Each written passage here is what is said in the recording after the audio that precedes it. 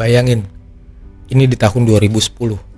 Semua orang percaya kalau masa depan mobil listrik itu milik satu nama, Tesla. Elon Musk tampil sebagai visioner. Mobilnya keren, teknologinya canggih, dan semua investor mengidolakan perusahaannya. Elon Musk menjadi wajah dari revolusi ini, pria yang menjual mimpi tentang masa depan kendaraan tanpa bahan bakar bensin.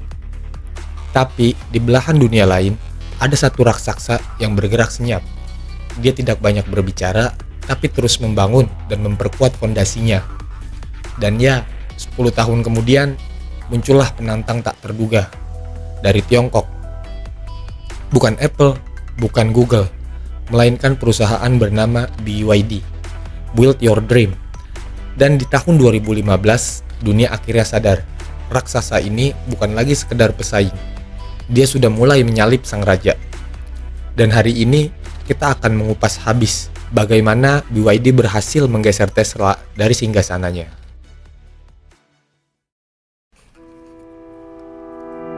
Tesla lahir di California tahun 2003. Fokusnya jelas, mobil listrik premium, desain keren, teknologi masa depan.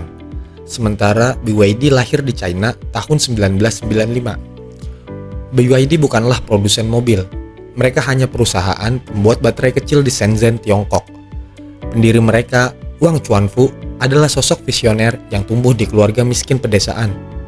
Ia punya satu obsesi, membuat baterai lebih murah dan lebih efisien dibanding negara Jepang dan Korea. Mereka baru masuk otomotif pada tahun 2003. Dengan strategi yang berbeda, mereka bikin semuanya sendiri. Dari baterai, motor listrik, chip komputer, sampai sistem manajemen energi. Kalau Tesla itu seperti chef yang beli bahan dari pasar terbaik, BYD itu seperti petani yang tanam, panen, dan masak sendiri. Hasilnya, mereka bisa kontrol kualitas sekaligus harga. Saat Tesla masih fokus bikin mobil sport listrik yang mahal, BYD justru melihat peluang berbeda. Bagaimana kalau kita buat mobil listrik yang terjangkau untuk semua orang? Inilah bedanya visi mereka. Tesla membidik kalangan premium, BYD membidik massa. Dan dalam industri otomotif, skala itu segalanya.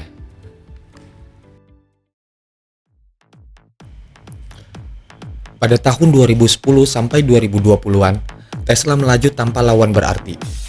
Mereka menjadi simbol kesuksesan mobil listrik murni atau BEV, Battery Electric Vehicle. Sementara itu, BYD fokus di pasar domestik China. Mereka membangun pabrik demi pabrik, memproduksi mobil dalam jumlah besar, dan menjualnya dengan harga terjangkau. Akhir tahun 2023, kejutan besar datang. Untuk pertama kalinya, dalam satu kuartal, BYD mampu menjual lebih banyak mobil listrik murni daripada Tesla. Menurut grafik penjualan mobil listrik Bloomberg, CCTV News, BYD mampu menjual 526.000 unit, sedangkan Tesla hanya menjual 484.000 unit. Pada tahun 2024, jaraknya makin tipis, dan di kuartal pertama tahun 2025, BYD kembali unggul. Para analis memprediksi, akhir tahun 2025, BYD akan menguasai 15,7% pasar mobil listrik dunia, menggeser Tesla di angka 15,3%. Ini bukan sekedar keberuntungan, ini hasil dari strategi yang sudah dirancang sejak puluhan tahun lalu. Mereka memproduksi sendiri baterai, chip, bahkan sebagian besar komponennya. Ini ibarat restoran yang bukan cuma masak makanan, tapi juga punya kebun sendiri, ternak sendiri, bahkan bikin piringnya sendiri. Hasilnya, biaya jauh lebih murah, efisien, dan mereka tidak tergantung pada pemasok luar. Saat Tesla pusing karena kekurangan chip di masa pandemi, BYD masih terus memproduksi dan bahkan meningkatkan penjualannya.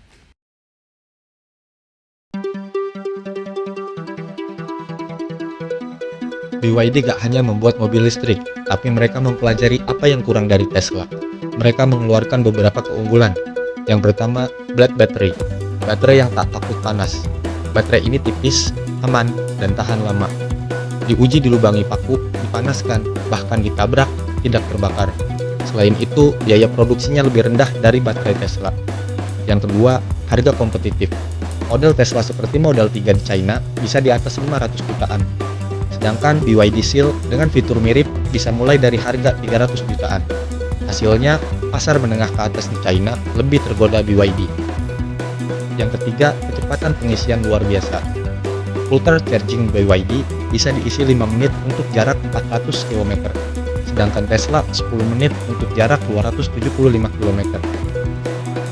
Yang keempat, fitur canggih gratis.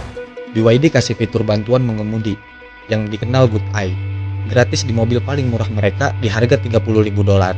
Sedangkan Tesla harus membeli versi mobil $9.000 untuk mendapatkan fitur ini. Tesla awalnya fokus di Amerika dan Eropa. BYD justru membangun kekuatan di pasar domestik Tiongkok. Mereka tidak terburu-buru masuk ke Amerika. Sebaliknya, mereka menguasai rumah mereka dulu, lalu perlahan menyebar ke Asia, Afrika, hingga Eropa. Dan karena pemerintah Tiongkok memberikan subsidi besar untuk kendaraan listrik, BYD tumbuh seperti roket.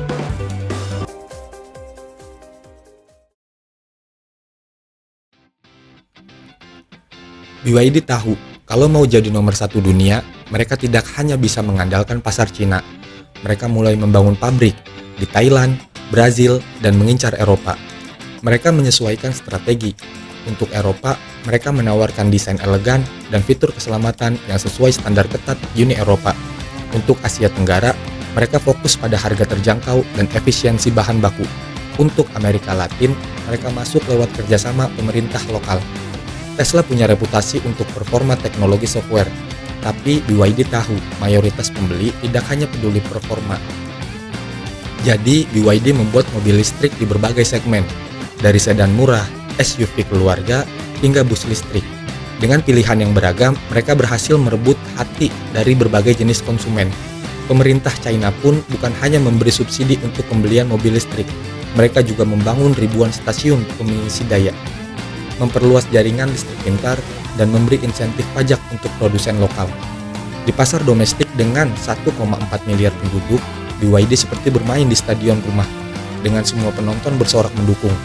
Ini adalah sinyal bahwa dominasi Tesla ini benar-benar terancam.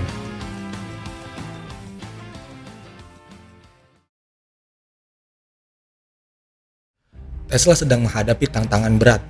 Di Eropa, penjualan Juli tahun 2025 turun sampai 50%. Di beberapa negara besar seperti Jerman dan Inggris, persaingan dari merek Cina semakin ketat. Harga Tesla sulit bersaing. Dan komentar Elon Musk di media sosial kadang menimbulkan kontroversi yang mempengaruhi citra merek. Sementara itu, BYD terus meluncurkan model baru, memperluas pasar, dan mempertahankan harga kompetitif. Persaingan ini belum selesai. Tesla masih punya keunggulan brand global dan teknologi autopilot yang memimpin. Tapi BYD punya skala produksi, harga lebih murah, dan jaringan pasar yang lebih luas di Asia. Walau BYD sedang di atas angin, Tesla bukan lawan yang mudah. Mereka masih memimpin dalam brand global, software otonom, dan jaringan pengisian supercharge yang masif. Kedepan, perang ini akan ditentukan oleh inovasi, adaptasi harga, dan kemampuan membangun pasar baru. Dalam dunia bisnis, yang memimpin hari ini belum tentu juara besok. Pertanyaannya, 5 tahun dari sekarang, siapa yang akan memimpin? Apakah Tesla akan tetap jadi simbol mobil listrik dunia, atau BYD yang akan jadi raja baru? Jadi, menurut kamu, siapa yang akan jadi raja mobil listrik di tahun 2030? BYD yang cepat dan efisien, atau Tesla yang inovatif dan berani? Tulis pendapat kamu di kolom komentar. Dan jangan lupa like, subscribe, dan aktifkan loncengnya, karena kita akan terus membongkar kisah di balik teknologi dan bisnis.